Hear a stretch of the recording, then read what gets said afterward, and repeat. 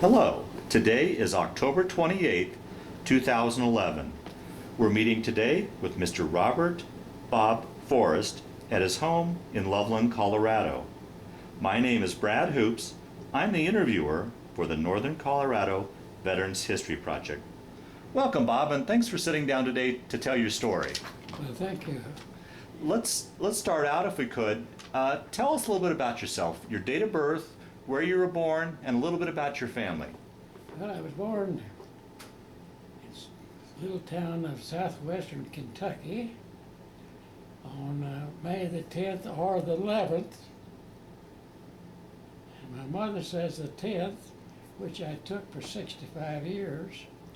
Then when I received a copy of my birth certificate, it showed May the 11th. I always took what my mother said because I feel sure she was there at the time. But my grandfather, who was the attending physician, had to drive 14 miles in horse and buggy once a month to the county seat town in order to file his vital statistics. I, of course, went to grade school there and then to Bowling Green, Kentucky High School. My father was transferred in his work then to Urbana, Illinois, where the University of Illinois is. And when I reached there in 1930, I also enlisted in the ROTC program. And after 4 years, 1933, I graduated with a commission of a second lieutenant in the Army Reserves. Can I interrupt you a second, Bob, and back up? You forgot to give the year of your birth. You were born in 1912? Oh, 1912. So you'll be coming up on your 100th year birthday. I'm getting close to that century mark. Wow. Yeah. And did you have any brothers and sisters? I had one sister who was 4 years older than I, Uh-huh. and that was my family. Now, moving around, was it because of your father's career? Yeah. And he was a teacher? No, he was a field representative for an insurance company. Okay. Back to my graduation from the ROTC program, I was commissioned second lieutenant in the Army Reserves. Sometime later, I was ordered to Jefferson Barracks in St. Louis, Missouri, as a supervisor, you might say, for CMTC. Now, what's it? Citizens Military Training Corps. Oh, okay. And while there, I went to a baseball game and saw Diz Dean make his strikeout record. And in the next few years, I went to summer camp and took correspondence courses and received the rank of first lieutenant. And in September of 41, of living in Omaha and married, I was called to active duty for 1 year. And I was reporting to Fort Knox, Kentucky. We were the Armored Force School and the Armored Force headquarters. Then I was in tanks. Well, now, let me ask you, Bob, when you got called up for active duty, was there a feeling in the air that we were going to get into the war? Well, no. I was called for, as I mentioned, act for 1 year. And in what was December the 8th, I guess, or 7th, Pearl Harbor, I realized then no telling how long I'd be in the military. Do you remember where you were when you heard the news? Yes, we were Fort Knox, Kentucky. Oh, in fact, no. It was down in Elizabethtown, Kentucky, where my wife was living. And we were walking down the street and met another military man, and he informed me then that Pearl Harbor had been attacked, and I knew then I'd spent more than a year in the military. After training, and I was in tanks too, whereas ROTC I was in horse cavalry. Wow. And we, of course, were taught about tanks, how to drive them, something about the mechanics, and some officer training too. And later on, we were transferred to Jefferson, no, near Fort Smith, Arkansas. That's fine. Camp Chaffee. We trained there, and while there we went to Louisiana on maneuvers, and there was whole blackout training. We followed the tail light of the vehicle in front of us. Our driver slipped over on the side of the road, and the half track we were in fell over on its side. No one was hurt. If it turned completely over, been several of us have been hurt. And of course, we found out that he had night blindness and he didn't drive anymore. Now, half track, it was a very useful vehicle throughout the whole war by all units and all type of units. It was had wheels in front, tracks in the back, steered like an automobile, and had a body of steel for up about 3 feet, no top on it. So that was a half track.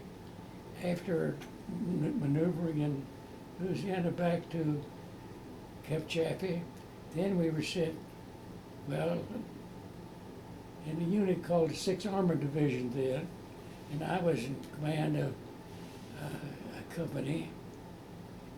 I was promoted to captain then, and we were sent to the Mojave Desert in California for maneuvers there, because we thought we were going to Africa, desert training, and it was cold, very cold there. I don't remember what time of year it was, but I learned that there were several underground streams, and the ground above was warm. So I slept there for a few nights till I learned that rattlesnakes also like that situation. Oh, boy. So after that, I slept in my tank. Then we, since the situation in Africa was getting better, worse in Europe, we were sent to Camp Cook, California, which was south of Santa Maria, and maybe about 3 miles from the ocean coast. There a couple of things happened that really was very similar to what I would get later on in wartime, but we had one problem that I and my company were to find a minefield, have the engineers to come up and blow holes through it, pathways for my tanks, and the infantry would follow up. Well, that morning it was so foggy that I just didn't know where I was. I but I got into the artillery targets. I knew I shouldn't be there. So luckily, I found a minefield. Called the engineers up, and of course it was just a marked minefield, not live mines, thank goodness. And they went through the motion of making pathways for my tanks. The infantry came up with live artillery. And I, of course, ordered the tanker to button up, which meant close the hatches. One tank commander, sergeant, he there, for some reason, didn't cover up, and the way the hatch opens up to the back, and one bullet hit the back of that door, I might say, hatch, and bullet went right down in the back of the fellow's head. And he was the only casualty there, but the infantry had a great time shooting at the tailpipes and taillights of the tanks, and I had 7 holes in my sleeping bag, which was attached to the back of the tank. So we got through that all right. And the other was that there was a program I'd done for some important people. We had a platform and several tier of seats for those people, and my job was to run my tanks from, let's say, the west to the east and call for the artillery, which was live artillery, so those people would have a big demonstration. So we dry run, in other words, a practice run the day before. I picked out a tree that when I got to that tree, I called for the artillery. And the actual running, I couldn't find that tree. So I had to do something. So I just called him for the artillery, closed the hatch, crossed my fingers and said a prayer. Now that wasn't the first or the last one I said either, but everything went all fine. Actually, I was commented by the commander for calling for the artillery to close to my tanks. But 10 seconds later, it had been too late. They'd been on top of my tanks, and I would lost some men as well as some tanks. So that was warlike here in the States. And of course, we continued our training at Camp Cook. And in the fall of 43, I believe it was, we loaded tanks on railroad cars, fat cars, and we got a troop train and went to Camp Shanks, New York City, on the Hudson River for 2 or 3 days. And I was appointed to be one of the troop officers of the DAC, we call, to keep the soldiers in order and help them in any way. And so I went to bed, and I thought, it's such a nice, smooth ride. And I didn't realize we were going down the Hudson River. But when I was called early the next morning to relieve this previous officer, I got seasick. I mean, just as soon as I put my feet on the floor, or the deck, whatever they call the ship, so I laid back on my bunk for another hour. Finally, I was able to get up about noon, went to the officers' mess,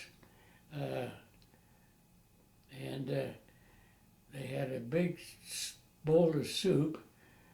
I sat there and watched that soup, and that soup was moving just like the ship was, back and forth, back and forth.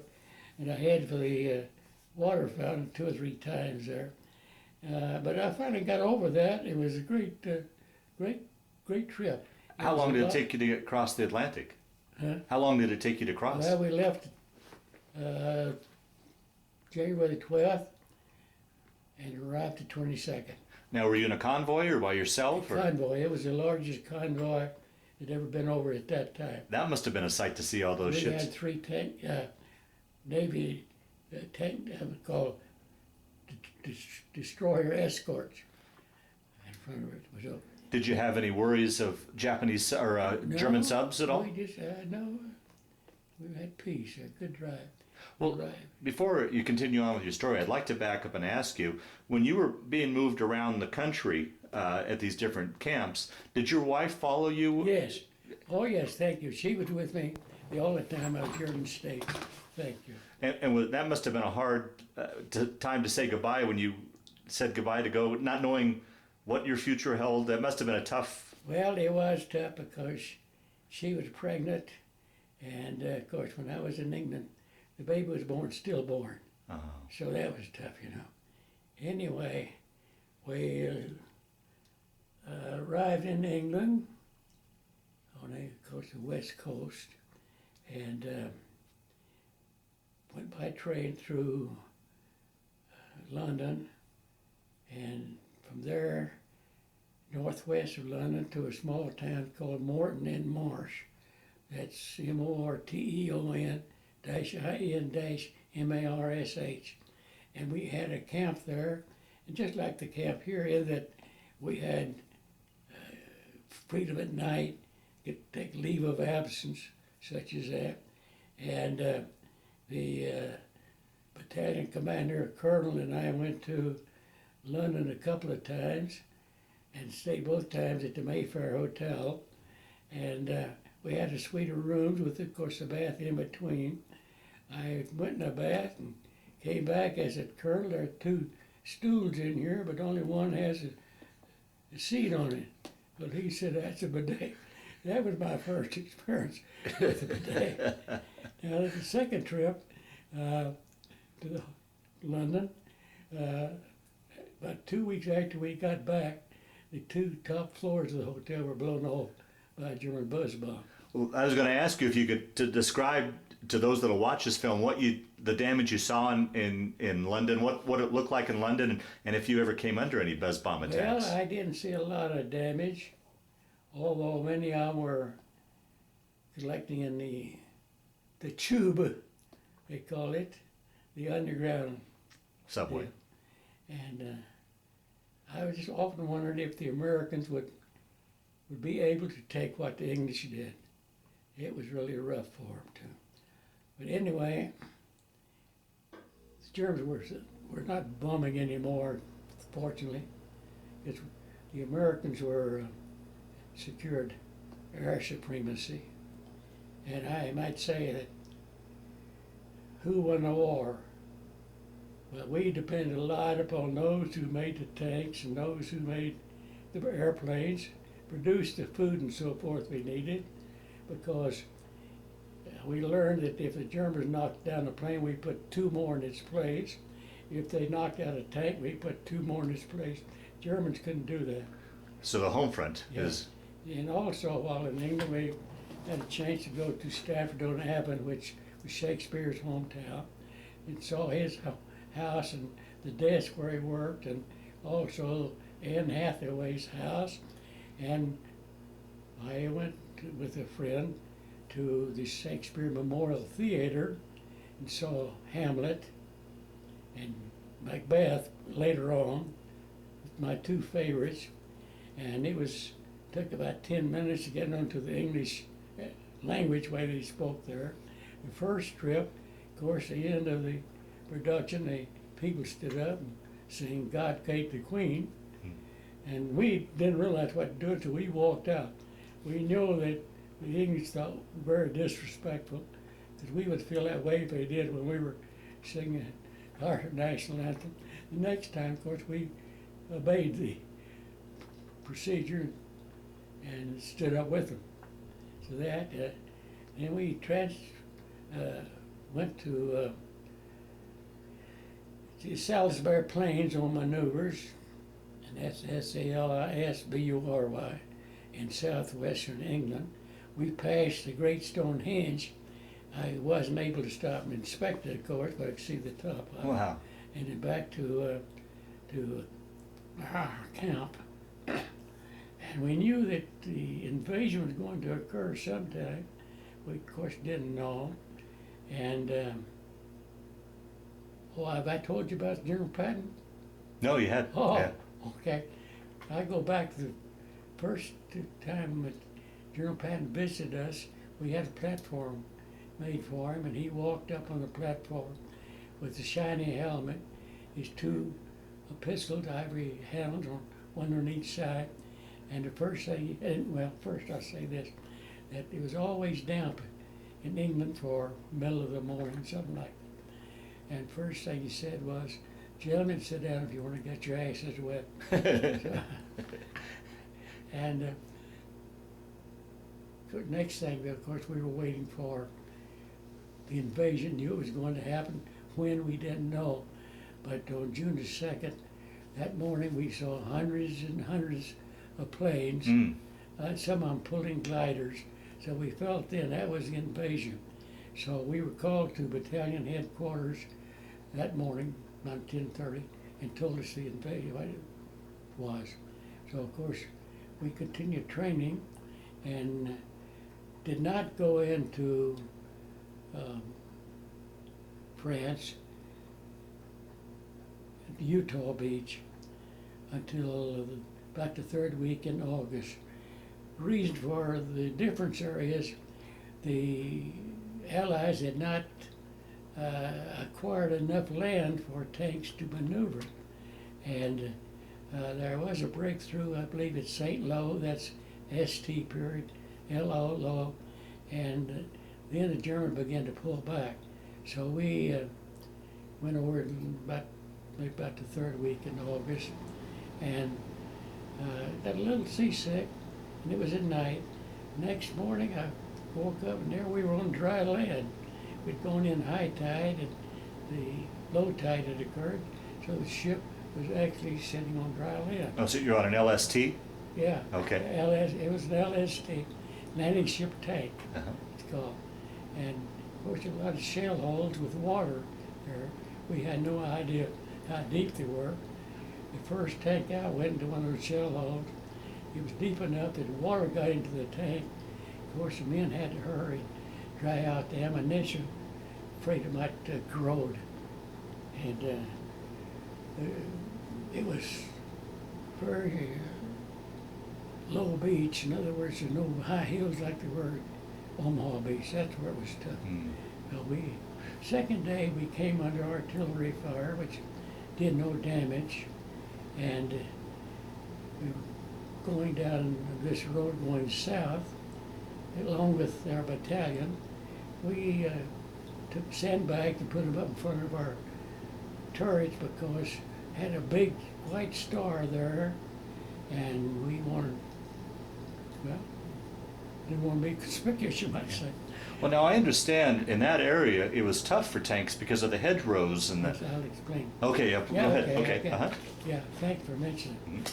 And Patton came by us, and when he got up to headquarters, battalion headquarters, the word came back, and Patton says, take those sandbags down, let them know you're coming. You belong to the United States Army. So that was typical Patton for you. Now, a hedgerow,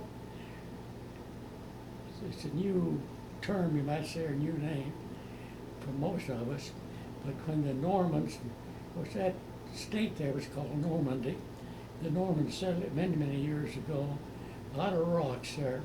Looked like volcanic rocks, no big stones. And they used those rocks to separate the territory into fields. There was an open place, was a gate. And of course, over time, dirt would get into those rocks, and seeds from weeds and plants, and trees, etc. Kept building up, building up, building up. And it got up to be about 4 feet high, and maybe a foot and a half, 2 feet across. Tough fighting for the infantry, because well, the Germans got in behind a hedgerow, and they retreated again behind the next hedgerow. And that went down quite a ways through France.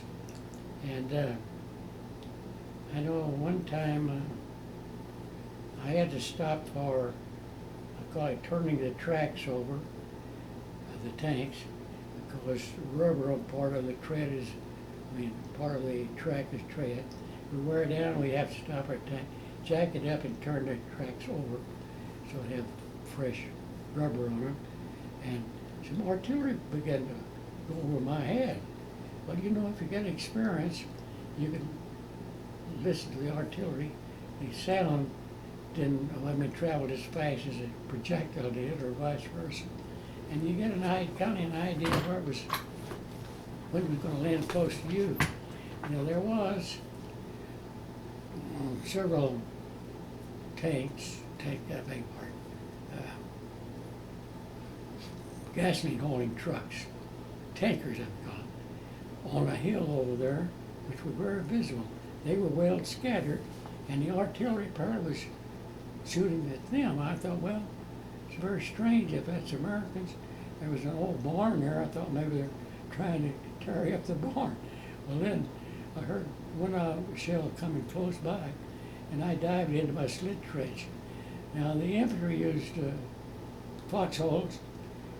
We tankers use what we call slit trenches, about the length of a man, and deep enough that you lie down, you'd be below ground level. So I heard one coming. I dived down my slit trench, and the shell hit the hedgerow right near me and threw a lot of dirt over on me. Now, when I got up, I picked up a piece of metal, and it was shrapnel. It's about, this was about 3-4 inches long, half the side of a pencil, and very rugged all over. I picked it up, but it was so hot, I threw it back down. But I often wished I had it as a souvenir, because that was really my first experience.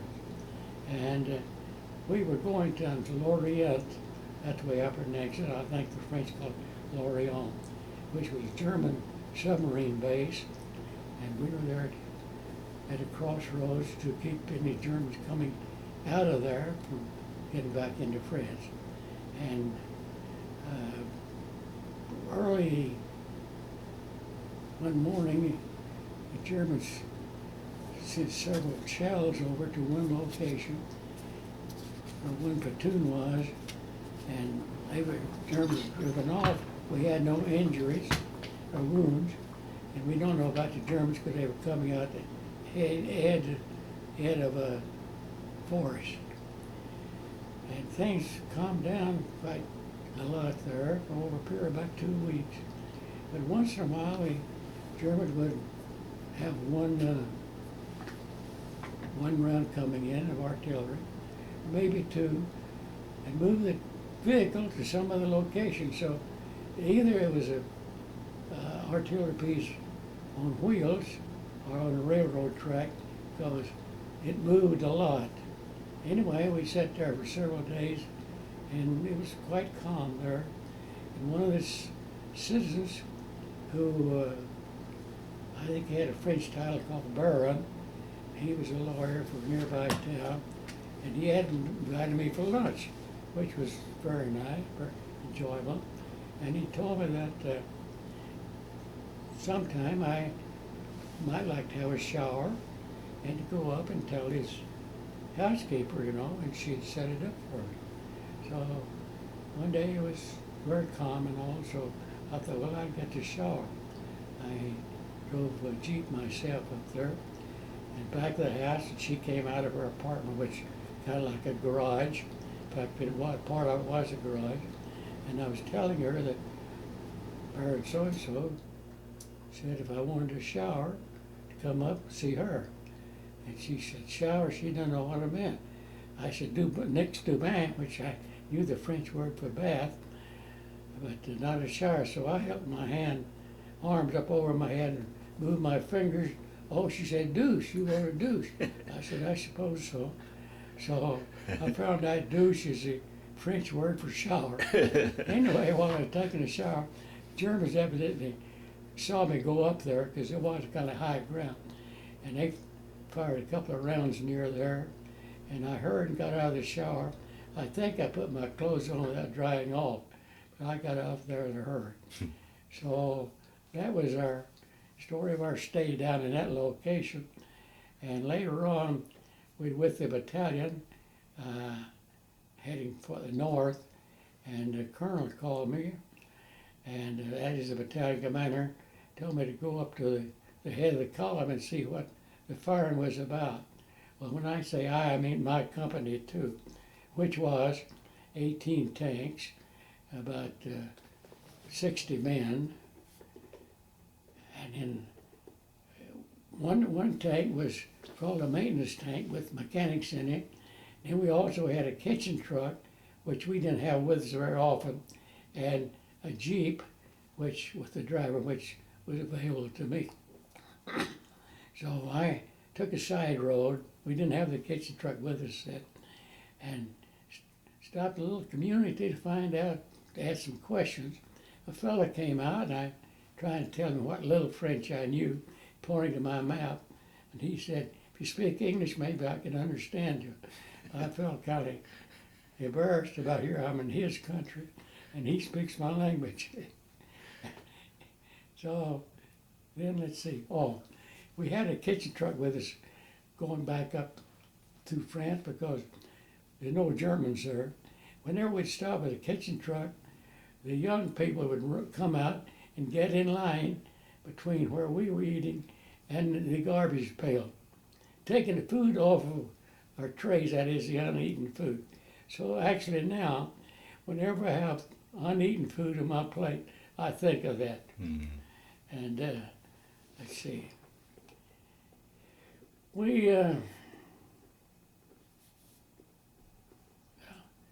I remember all these incidents, but not necessarily the sequence. That's fine. But on early part of November, I was ordered to meet with General Patton along with other officers who were involved, and his idea was to have tanks going down two different highways, and so much force we just keep hitting, go through the Germans, cross the secret line, he said, and the war would be over by Christmas. Well, that sounded good to us. Anyway, Patton didn't show that night, but I got the orders, and my company, was to be the advance guard for one of those columns, in other words, out in the front. And I had with me my tanks, a section of anti-aircraft, which was two 50 caliber machine guns mounted on a half track. The other was a half track with about 4 engineers in it. Well, right away that morning I came to a creek with a lot of water in it. It was real wet time, and a bridge was out. Of course, the Germans were smart enough to, we call it blow up the bridge or tear it down. So I called for the heavy stuff. I didn't want to say bridge building on the radio, but anyway, they knew what I meant. So heavy truck came up with the equipment and one half track, a vehicle with engineers in it, and actually the major in charge was there too. And I had taken asked some of my tankers to get out and help them because they didn't have enough men. The Germans saw us and threw a few shells over. We scattered, of course. 3 of us dived in behind the back of a tank, underneath it, and the man in the middle got hit. Now, he wasn't one of my men, but it must have been one of the engineers there. Well, we built a bridge and all across it, and the next day then we got orders to discontinue the idea because we could not maneuver out in the fields. There was so much muddy. The tank would actually just dig itself in, and we'd end up sitting on top of the ground. And if we put another vehicle out there to pull it out, that same thing would happen to that vehicle. And so anyway, that maneuver was called off. I got the Bronze Star for that. For assisting and they say supervising the building of the bridge. And I think by then we got over near Nancy, France. That's Nancy. And we attacked a town north of there, a small town. And it was, I remember this, can't believe myself, but I remember this, that morning I said to myself, here I'm looking for a German to kill him. He's waiting there to kill me, and we don't even know each other. So anyway, fortunately the battalion commander had the company commanders up over on a high hill to do some reconnoitering there and see this town. And my orders were to go around the town and get any Germans who were trying to flee, but it was all peaceful. Oh, it was so foggy, as I say, that I changed the position of my tanks because I wanted to maintain visual contact and none of them would stray away. My orders were to go around the town, as I say, and get beyond the town. And the infantry had gone in earlier and had captured a battalion commander and his staff in the basement of a house. Evidently they thought since it was so foggy they didn't need any defense. Anyway, the fog lifted and it was a nice little town with streets running each way. And I looked down one street and there were 2 dead horses, and a man there runs out of his house with a butcher knife and cuts a big hunk of meat off one rear one of those horses. Probably of course that was normal for them, but we didn't like the idea. We don't do that. Anyway, that was a particular incident. One time I sent 3 tanks down to crossroads we call them to cover that, to protect any Germans coming in or prevent them. And the Germans got up with the tank And with my small 37 millimeter gun on those light tanks, we didn't have the armor or the armament either. And this German tank with an 88 millimeter, which was a wonderful weapon, and it had such a high velocity, if you heard it, it was too late. And it hit one of my tanks. Instantly, I got this information from the battalion adjutant, who was required to check the wounded and or all casualties to pass it on to higher headquarters so that their families could be notified. And one projectile went, he told me this, that one projectile went clear through this tank I had, cut the tank commander half in two, half the body was in the tank and half laying out the tank. So that's kind of tough and kind of awesome, but that's war, and I'm telling you like it was. Yeah, yeah. And see, then I guess the next thing was, we had a kitchen truck to come up to us. We've been sitting in this position for some time, and evidently the Germans saw the truck because they hadn't bothered us prior to that, but they put about 3 shells over. One of them hit a tree, we call it a tree burst, which is more dangerous than because the shrapnel can spread out more dangerous than if it hit the ground. And this one hit a tree, maybe 10 feet from me, and fortunately it was a faulty shell. It just opened up. We had very little shrapnel, and I had 5 pieces of powder in my left side of my face, each about the size of a match head. One fella got hit in the wrist, and the other had his helmet bent. So that was the only casualty I had at that time. Oh, I think too, they had one tank was hit, no one in it damaged, but the armament over the motor was knocked off, and just the motor was there just in plain view. So, of course, with me, I went back to the medics, and they dug the powder out, treated it up, gave me a sleeping pill, told me to spend the night there, which I did, and I went back to active duty then. Did you get the Purple Heart for that? Yeah, the Purple Heart. Okay. My first one. First one, okay. And one time the Germans attacked me, my company, and there were woods to the left. And somebody, German, came out of the woods, hit my tank with a bazooka. I don't know how you spell it, B-A-Z-U-K-A, I guess. And it was a weapon, had a short barrel, about like a stovepipe, very powerful for a short distance. They hit my tank, my own tank, on the left side, and I had just jumped out because the information came to me that the Germans had some tanks.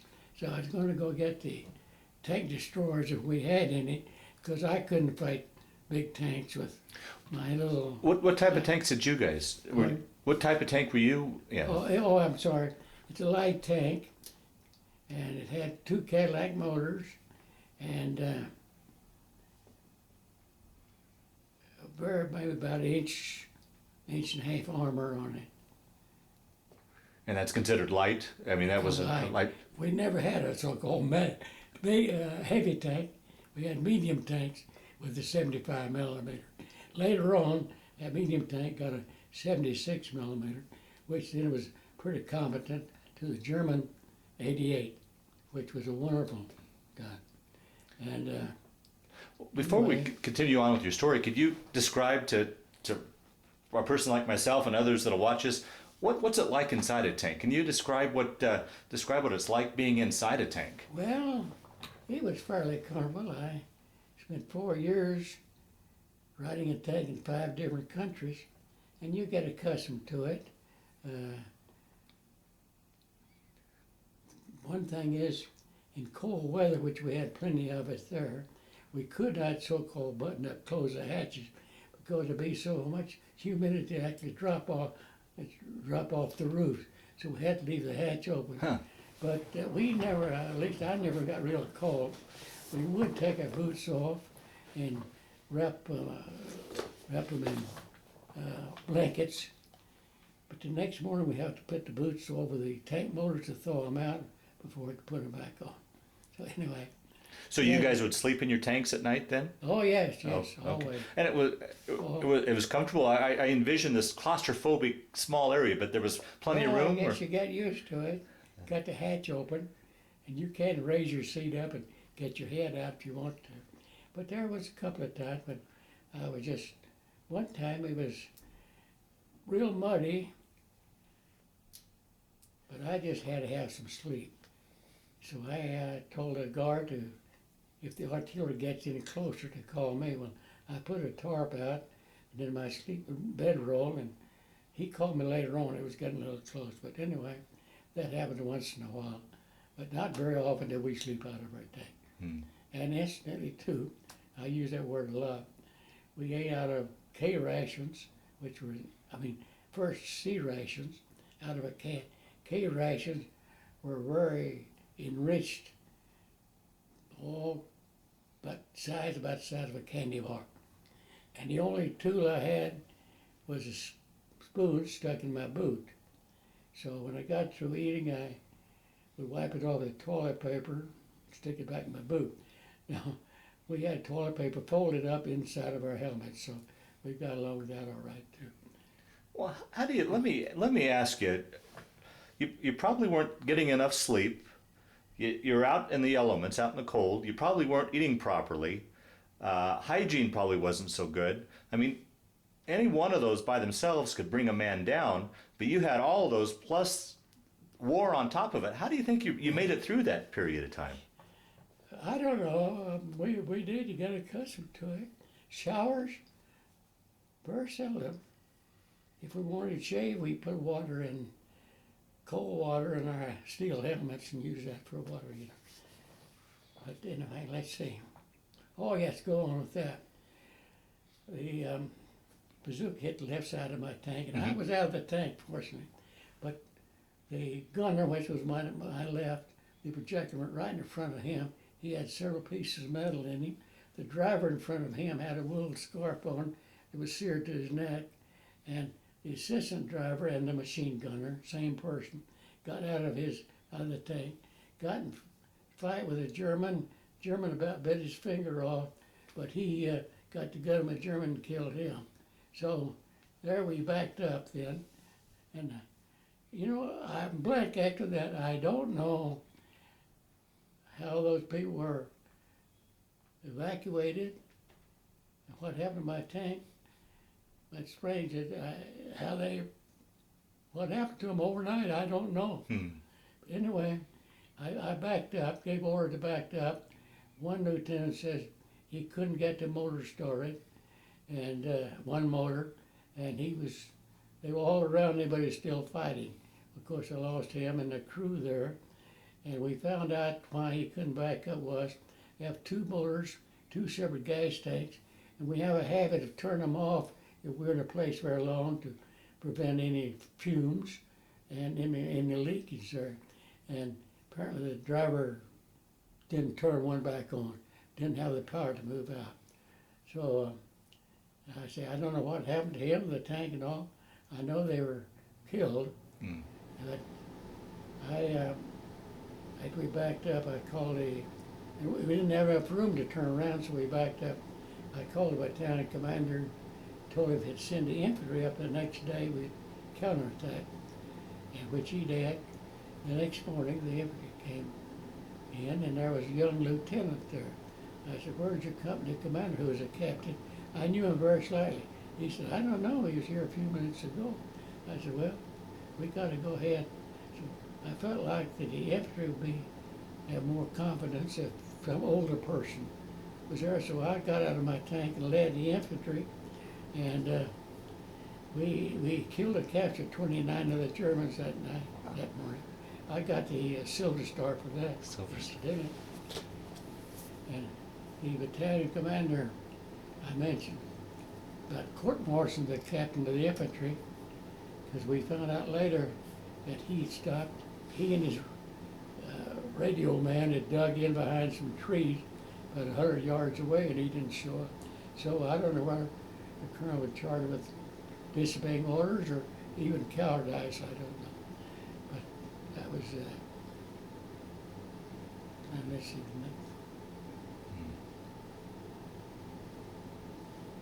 at the two Purple Horse, did I? How'd you get the second one? Can you tell the story of how you got the second well, one? That ends it. I think that's the story until one morning we saw some infantry up at Edgewood, was Germans, Edgewood, so we wanted to go up and get them, and we ran into quite an open field there, and some German popped up out of foxholes, and of course we couldn't depress our tank guns far enough to get them, so I and another man who got out the tank with their rifles, and that's when I got hit by a sniper. Mm. So that was my final Purple Heart. It went through my left arm, and I goes out of my tank. I had gloves on, so I was always afraid of losing an arm or a leg. So I pulled my fingers so they were still attached. That made me feel a little better. Anyway, I called for the medics, and they couldn't come up in the Jeep because there's so much snow. So I got back in the tank, and going down to meet them, I felt like I was going in shock.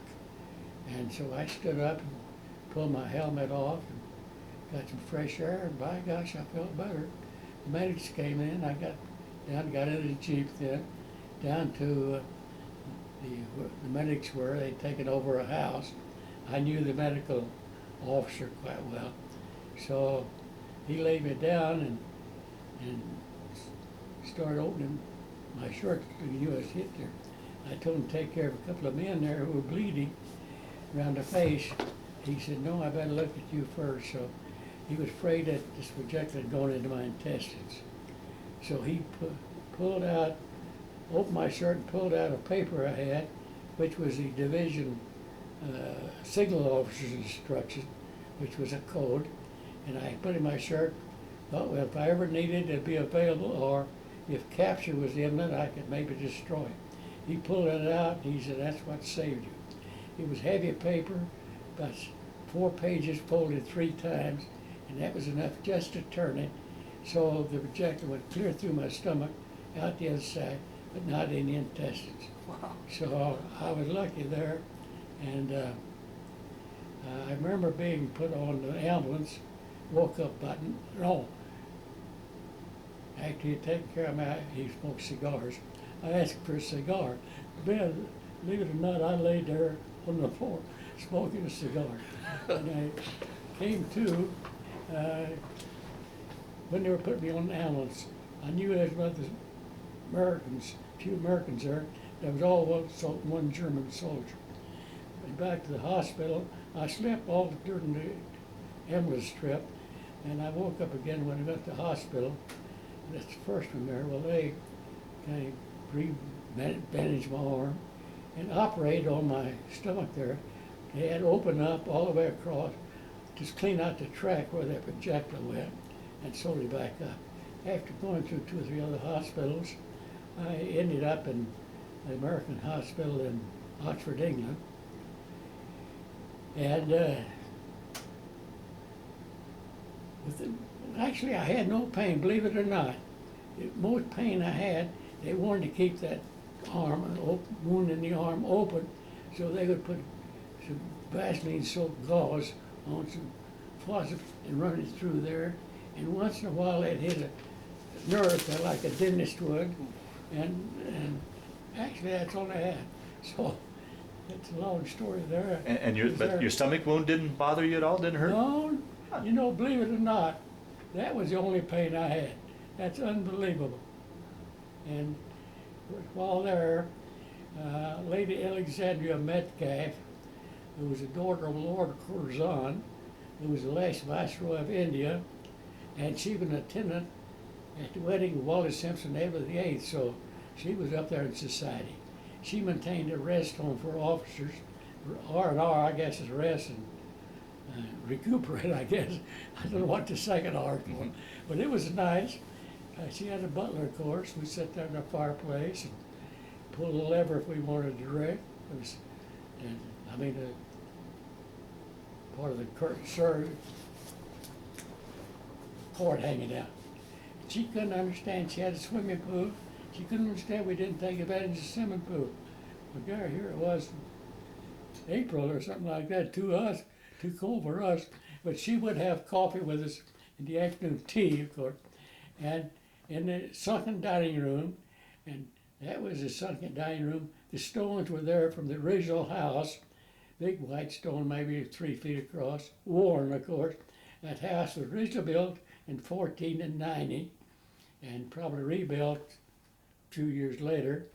And it was so unmodern and so heavy timber that when it was modernized, all the wiring had to be outside underneath the ceiling because they couldn't go through those heavy slabs there too. So that was very interesting. And How long were you in the hospital? 4 months. 4 months? Yeah, it was in May. In May when I was released, went back to my unit. Were you still in the hospital on VE Day when Germany surrendered? Oh, yeah. Okay. I think so. Yeah, I had it a short time before that. I was went back to my outfit, which was then in Jena, Germany, Jena, which was kind of, I call it East Germany. And pre-war, about 30,000. And the war was over with right near my birthday, about the middle of May sometime. Because when I rejoined my battalion, it was about 3 days after peace had been declared. So the battalion commander put me in charge of the security detachment, which we had a squad of men in a house downtown. And my office was there near the police concern and other city offices. There was a German lady there who spoke English and French as well as German. And 2 more years she'd be an MD. So while there, an American military truck had killed her, hit a girl and killed her. And the law was that every case of violent death like that, they'd have to have an autopsy. So she heard about it. She insisted I go with her to the autopsy. And it was over at the University of Jena. And of course the doctor had his nurses primed to heart, liver, and so forth, just to mention it. But she, of course, being able to speak English, just interprets for me. And it shocked a little bit to see that nude girl on the table, but then you got over that. I found it very interesting. And one other thing was a doctor and a woman doctor came in to see me, and it was Dr. Katzen Ellenbogen, who had been an American citizen, incidentally, introduced himself and said that someone was producing poison whiskey, causing people to go blind, wanted my help. Well, I told him it was a civilian problem and not a military, but I do what I could. Well, he gave me a fifth of whiskey, Scotch whiskey. And that's something, you know, I probably worth thousands of dollars over there. And he probably had in his possession all that time. But he had been an American citizen. And after that, we all began to move back to the coast, and I came home on a ship then. And of course to New York, and there were women there serving us refreshments and all. Most of the men went for beer. I had a milkshake. And then I went down to Camp Atterbury and near Indianapolis, and a few days my wife finally picked me up. I was still in service for a month after that because I had a 30-day leave, and I was dismissed from the service with the commission of a major. Well, after they found out that I was drawing compensation for my wounds, I had to be transferred to honorary reserve. Now my wound, my left hand, my stomach never bothered me. My left hand hit the muscle. I cannot move my fingers far enough to make a fist. I can't hold any coins or peanuts, anything like that in there. It has to be something about an inch and a half diameter before I can grasp it. But it's never caused me any pain. Mm. But with a deficiency like that, you learn to compensate for it. So then after I got back to, a year later, after I got out of service, here's a picture of Dr. Katzenelli-Mogan standing in front of a jury being sentenced to life imprisonment for his part in the atrocities, trying to make the Germans a pure race. The atrocities he performed on Jewish people and Alzheimer's, homosexuals, anyone like that. So, wow, that must have been a shock to see that in the paper when you, Well, after yeah, dealing with him. And to find out what the final situation was with him. yeah, right, yeah. So I relived my years in the military. Well, let me go back and ask before we move on to your post-military life.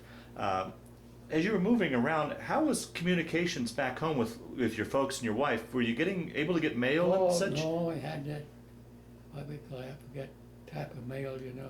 The V-mail? But yeah. Yeah. Oh, that reminded me too.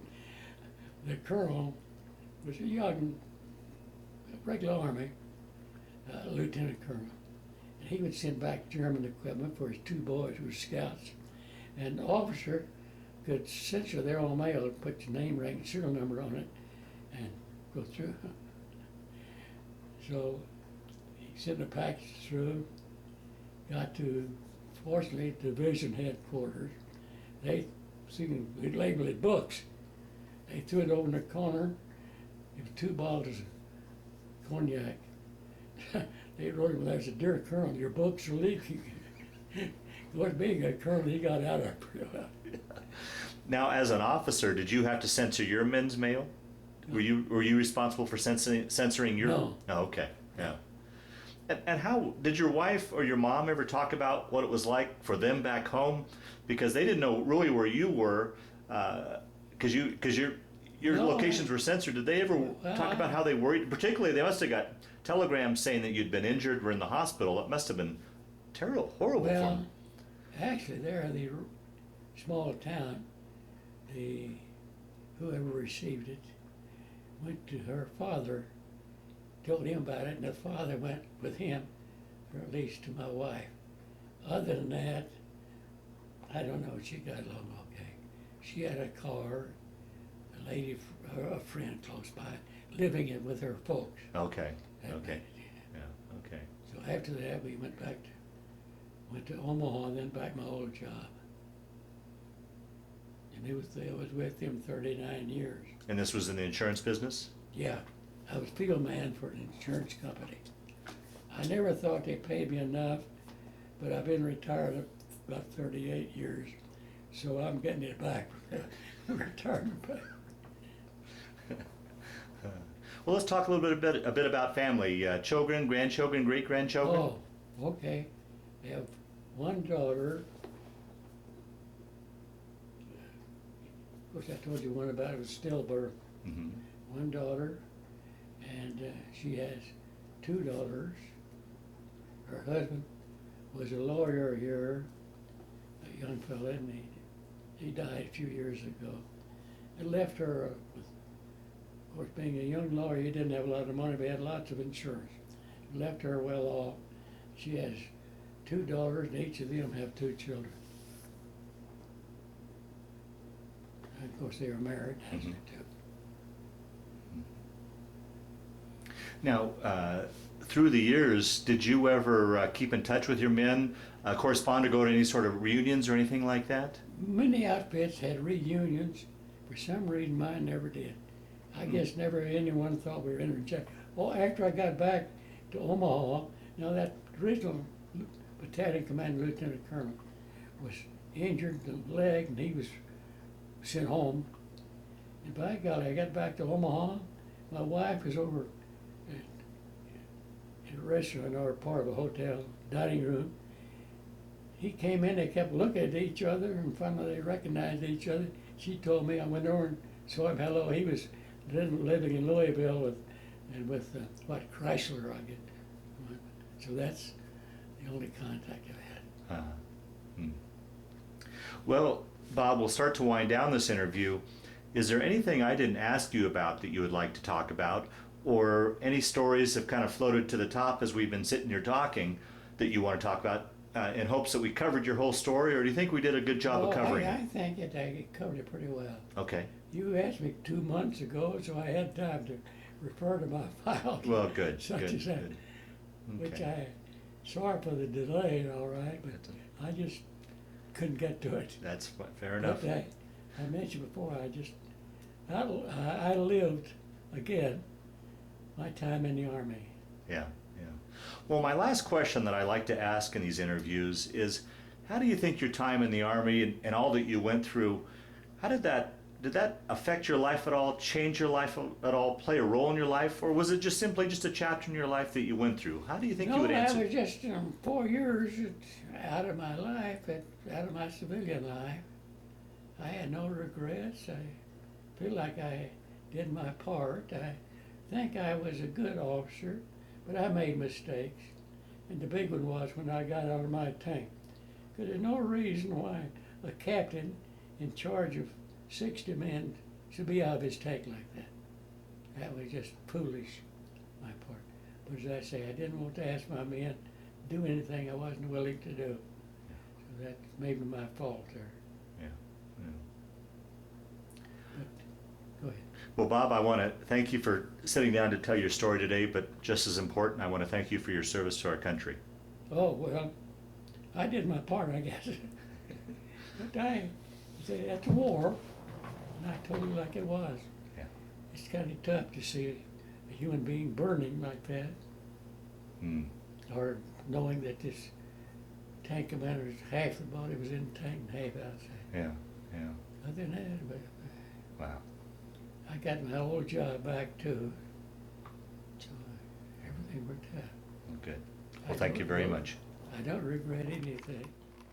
Well, Bob, after our interview, you called back and said there was a couple other stories you'd like to add to this video. Please feel free now to tell these stories. Well, what I had forgotten, when I was telling the story, I hesitated. I remember I was missing something, and it was this. Right after Patton passed us, which I told you about, we came up on a column of German vehicles, and apparently it had been strafed by our place the day before, because a number of the vehicles, about 5 of them, were burning, and one of them I stopped, looked at. There was a man inside of the vehicle, still holding the steering wheel. The vehicle was burning, and so was the body. That was pretty hard to take, but there again, that's the war, and I'm telling you like it was. Yeah. Well, let me ask you, Bob. When you saw scenes like that, that body burning, and you lost men. I mean, war is hell, obviously. How was it for you when you got back home? Were you able to put all those images behind you, or did you have nightmares, or how was your adjustment back to civilian life? None at all. I reviewed, not reviewed, but related various experiences throughout the years, but it never bothered me. Many people or veterans refuse to talk about it, but it never bothered me at all. Okay, okay.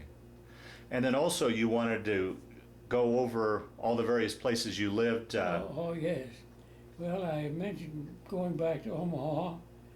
That's where I was when I was called to active duty, and that was 1946 when I went back, and I was age 34 at that time. And then it was the same insurance company I was working for.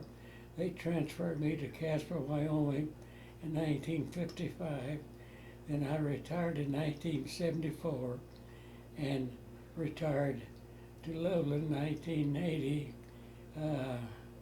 because my daughter was living here at the time. Okay. Is there anything else you can think of that you'd like to add to? No, that's all I can think of right now. Okay. Well, once again, I want to thank you for telling your story, and of course, thank you for your service. Well,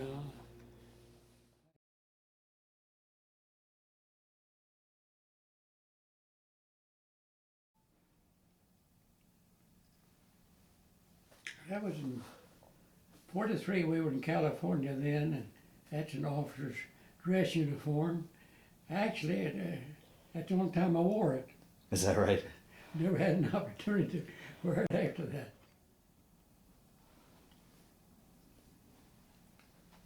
Well, that's a picture of my wife and me, of course, taken in the California desert, the Mojave Desert in California. We were living in Palm Springs at that time, and the officers were free at weekends, except if you're on special duty. That's a picture of the German 88 shell. Of course, the projectile has been removed and the powder, but it's mounted on the bumper of my battalion commander's Jeep. And taken in, was in Jena, Jena, Germany. Of course, right after the war was over with. This is a picture of the curator of the Battle of the Bulge Museum in the town of Wiltz, that's W-I-L-T-Z, in the Grand Duchy of Luxembourg. He found an object of mine, and he wrote to the Veterans Administration in St. Louis, and they referred it to their office in Cheyenne and down to me, that he had found something, had my name, rank, and serial number on it, and he'd like to know something about it before he put it on display. So I wrote to him and asked him what he found and where it'd been for 57 years. Now this happened about 7, 8 years ago. But he corresponded with me, and one of my granddaughters went to visit with him. They were in Germany, I beg your pardon, in Europe, went to visit with him.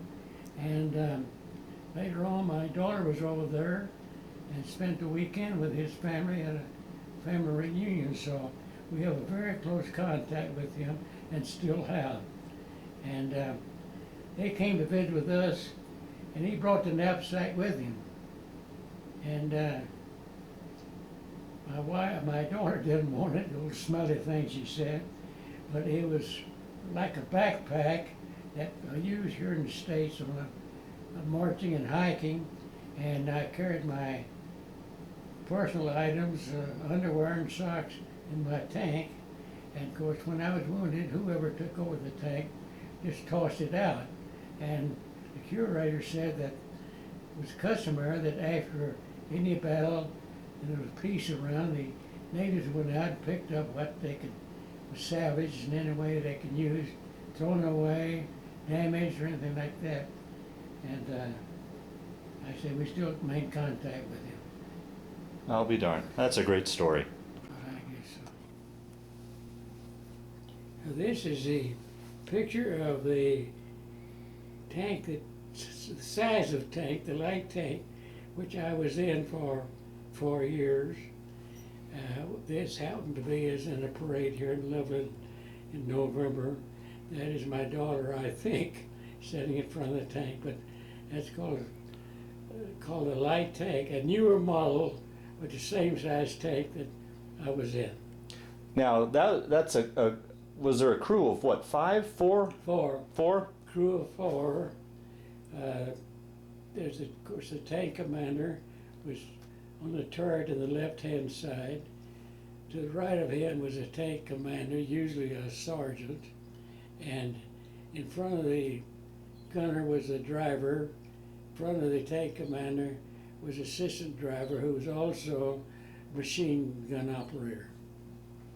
And you all fit in there comfortably, huh? Pardon? Yeah, and you all fit in there comfortably? Yes, it was, and you get accustomed to it.